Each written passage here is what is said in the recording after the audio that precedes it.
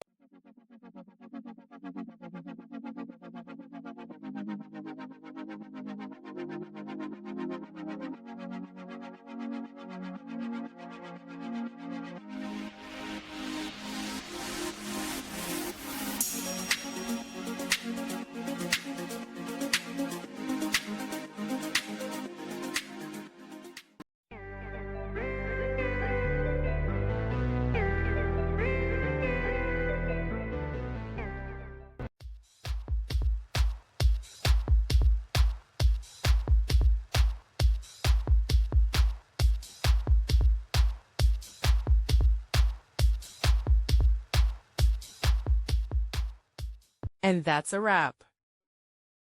I hope you found the answer you were looking for. If you did, take a second to hit that subscribe button. It really helps out. And let me know in the comments which solution worked best for you. See you next time in the debug zone.